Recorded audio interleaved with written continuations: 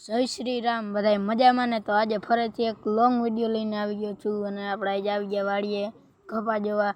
કપા જોતા જોતા બહુ મજા જ આવતી હતી કેમ કે અને અહીંયા વાછડા ને બદુડા ને ઘણા હતા અને આપણે હિંમતભાઈ ધોરિયો કરતા હતા કેમ કે એના જ રાતે પાણી વારવાનું હતું।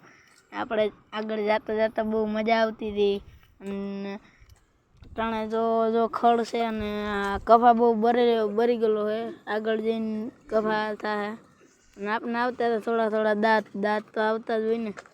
આગળ જતા હતા અને જો કપા બરેલો મુહૂર્તમાં જ દેખાઈ ગયો તો આપણે જઈએ આગળ। અટાણનો વ્યૂ કંઈક અટાણનો સારો આવે છે તો જોવો અટાણનો વ્યૂ લીલો છમ આવે એટલે આપણે હેલા જતા હોય એમાં કંઈ ઘટે નહીં। પછી જઈએ આગળ અને જોવો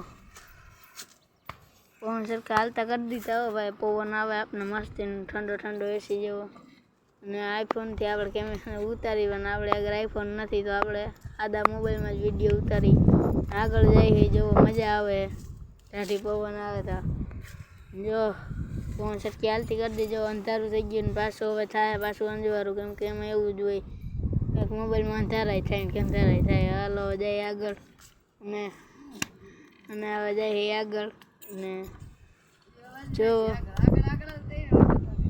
હાલો તો જો અહીંયા આપણે કપાના છોડવા બરેલા છે। જુઓ કપા બરેલો જ છે કેમ કે થોડોક કાજો ને એવું છે ને જુઓ આપણે અહીંયા સુધી જ આવ્યા હતા હવે પાછું મળીને જવાનું જેવા આમ આ બાજુ આવવાનું જે બાજુ હતા હમણાં પહોંચી જાય પાછા।